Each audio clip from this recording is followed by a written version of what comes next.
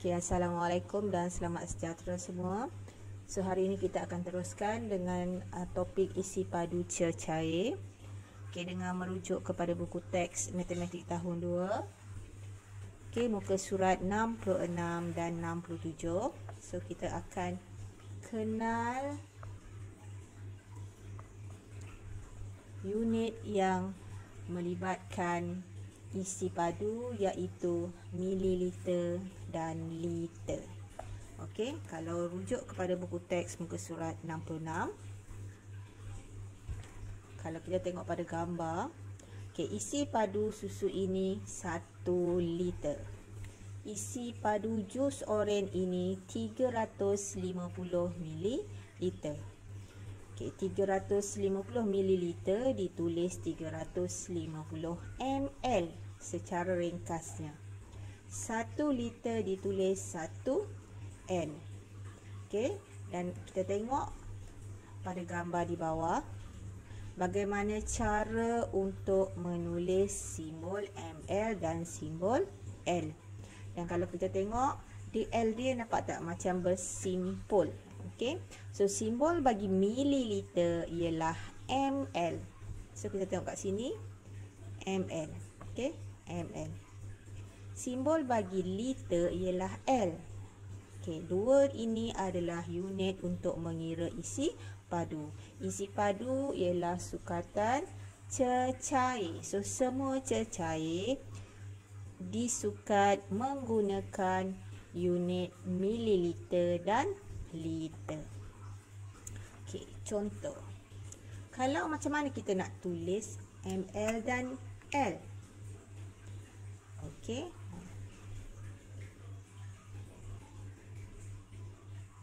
Okey. ml. So M macam biasa. M. L. So daripada bawah naik atas, turun balik. Macam simple macam tu. Okey. Mililiter. Ini ialah mililiter. Okey. Kalau kita buat banyak kali, kita akan biasalah. ml. Okey. Kalau liter, hanya simple je. Liter. Okey. Nampak tak? Contoh 50 mililiter. So 50 ml. Kita tak perlu tulis MI, LI semua penuh, tak perlu. 50 ml. Kalau kata nak tulis 2 liter, 2 L. Okey, simple. Unit liter lebih besar daripada unit ml. Okey, nanti kita akan tengok apa perbezaan dia.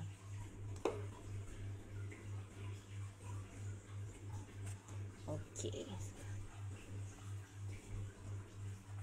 Sebutkan isi padu cecair dalam ml atau L. So kalau kita tengok pada sini, perhatikan semua yang cecair akan ada simbol kat bawah ni. Nampak tak? Dia punya ukuran dia. So sini 200 ml. ml. So ini ialah ml. Maknanya yang ini ialah 1 L. So 1 liter. Dan botolnya lebih besar. Bermaksud 1 liter lebih besar daripada 200 ml. 1 liter isi padunya lebih banyak daripada 200 ml. Okey, saya bagi contoh beberapa objek yang biasa kita nampak yang ada ukuran ml ataupun L, yang ada isi padu. Okey, contoh. Ini ialah sanitizer. So kalau ini sanitizer ialah bentuk cecair, nampak cecair. So nampak tak kat belakang. So isi padunya adalah 50 mililiter. Ni 50 ml. Okey. Ini satu contoh. So saya ada lagi satu sanitizer yang berbeza. Kita tengok berapa isi padu dia. Okey, ada di bawah 60 ml. So 60 mililiter. Okey. Air mineral. So air mineral ni berapa pula dia punya isi padu? Nampak ni, 230 ml, mililiter. Okey. Favorite air kotak. So kat mana dia punya isi padu? Nampak tak?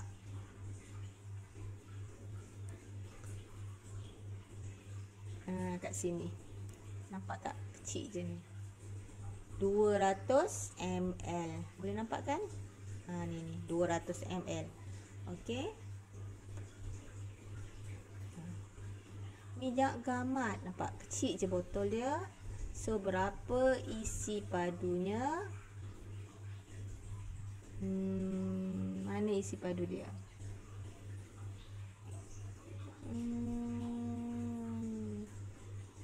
Terus tak nampak isi padu dia dekat mana? Ni 25 ml. Nampak tak? 25 ml. Ni semua ml dulu ya.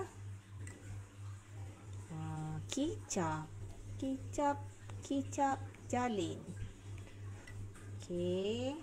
Ni 325 ml. Okey, mililiter. Semua cecair. Okey, kita tengok pada objek yang lebih besar pula. Milo. Nampak tak? Ni. Bukan ml lagi, sekarang dia ialah 1 liter. L-I-T-E-R. Okey. Kita tengok lagi last.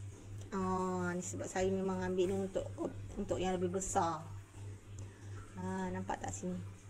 2L. Bermaksud 2 liter. So Milo ni 2 kotak bersamaan dengan 1 botol Clorox. Okey, itu adalah beberapa contoh kat mana kita nak tengok isi padu cecair. Okey. Sekarang kita tengok pada yang kedua, iaitu senggatan. Senggatan ni maksudnya nilai antara garis ni. Berapa? Antara sini ke sini. Yang satu ni, ini ialah senggatan. Berapa nilai antaranya? Okey. Macam ni. Ini ialah bikas 100 ml. Macam mana kita tahu ini bikas 100 ml? Nampak tak? 100 paling besar, maknanya sini ialah 100 dan ada unit ml kat sini. Bermaksud bika ini boleh sukat sehingga 100 mililiter. Okey. Setiap senggatan ialah 20 meter. Bermaksud antara senggatan ni dan senggatan seterusnya, nampak tak 20 meter? 20 tambah 20 dapat 40. So sini ke sini pun sama 20. Sini ke sini pun sama 20. Itu maksudnya setiap senggatan ialah 20 mililiter. Nampak tak antara garis ni dengan garis yang seterusnya? Okey. B, kita tengok yang seterusnya. Ini ialah bika 250 ml. Mana kita tahu? Ni awak tengok sini. Sini 250. Ini ialah unit ml. So ini ialah 250 ml. Bermaksud bika ini hanya boleh sukat sehingga 250 ml. Okey. So berapa nilai setiap senggatan? So kita tengok antara senggatan pertama dengan senggatan kedua. So 50 ke 100. Berapa beza? Kalau nak tahu beza, tolaklah kan. So 100 tolak 50 ialah 50. Jadi setiap senggatan 50 mililiter. Okey, kita tengok yang ketiga. Ini kita namakan silinder penyukat 100 ml sebab dia boleh sukat sehingga 100 ml. Nampak tak? Paling tinggi ni. 100 dan ini ialah unit ml. Okey. Dan nilai setiap senggatan ni ialah 10. Nampak tak? Sini 10 tambah 10 dapat 20, 20 tambah 10 dapat 30, 30 tambah 10 dapat 40. Okey, nampak kan? Beza ni, setiap ni ialah 10 ml. Okey, ini pula kita kata penyukat, silinder penyukat 1 liter.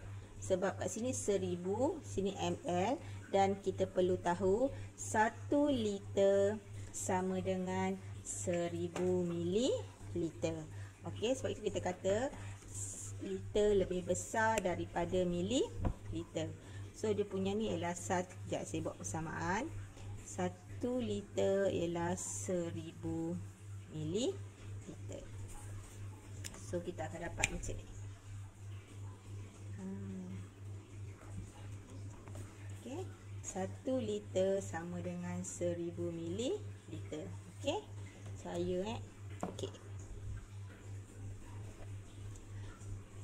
Jadi nilai setiap senggatan ialah berapa? 100 nak pergi ke 200. So setiap nilainya ialah 100 mililiter.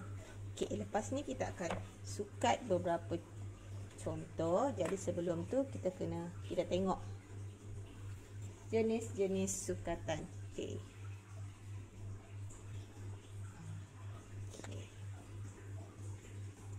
Saya tunjuk beberapa jenis. Okey. Nampak kan yang ni warna biru? Atas sekali, nampak tak? Okey. Ini ialah unit ml. Nampak kan? Sini ml. So dia boleh sukat 50, 100, 150, 200, 250. Ini ialah untuk sukat 250 ml. Okey. Ini warna biru ni kita boleh nampak lah. Okey. Yang kedua. Sama juga, sini ml. Jangan tengok yang liter ni. Ini sebab ini tak sampai 1 liter. 4 ml, so 100, 200, 300 ml, 400 ml, 500 ml. Kita akan guna yang tepi ni. Okey. Okey, yang ini saya tampal ni sebab tak nampak yang putih ni. Jadi ini ialah nafas-nafasan kat sini ni ialah 1000 ml. So saya tulis kat sini 1000 ml, dan sini sebenarnya nampak tak 1 liter. Jadi 1 liter bersamaan dengan 1000 ml. Sini kalau sampai sini airnya ialah 800 ml. Kalau sampai sini airnya ialah 500 ml. Kalau sampai sini ialah 200 ml. Okey. Nampak tak sini 200 ml. Okey, ini untuk air cecair yang dalam kuantiti yang banyak. Kita ada juga dalam kuantiti yang sedikit. Okey. Kenalkan ni. So ini ialah shrink, yang ini ialah 50 ml. Jadi bila kita masukkan air daripada bawah, air tarik, so ini boleh sukat sehingga 50 ml. Yang mana senggatannya ialah 10 ml. Okey, 10 tambah 10 dapat 20. 20 tambah 10 dapat 30. 30 tambah 10 dapat 40. Okey. So ini ialah untuk senggatan yang ini ialah untuk isi padu 20 ml. Nampak tak 5? Setiap senggatan ni nilainya ialah 5 ml. So 5 tambah 5 10. 10 tambah 5 15. 15 tambah 5 20. Okey. Nampak tak? Kecil je ni. So ini pula ialah shrink yang 10 ml saja. Ni selalu kalau kita pergi klinik dapat ni kan, dapat ubat. Ubat kena makan 10 ml. So inilah dia nilai dia. Sikit je. Okey, kalau ini lagi sedikit. Mana kita tengok. Okey, ini 5 ml, ni 10 ml lah, sama macam tadi lah. Maknanya kalau kita ambil kat sini 10 ml, kita masuk dalam bekas ni, so dia akan sampai sini. Okey. So yang ini semua tudung ubat ni. 5, 10, 15, 20 ml. So dia sama dengan yang ini.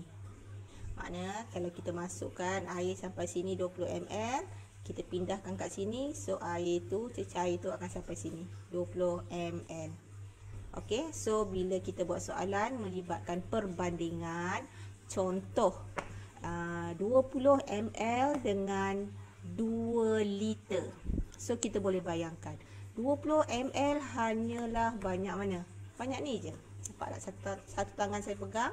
Ini je 20 ml dalam ni. So, sekejap saya ambil satu contoh.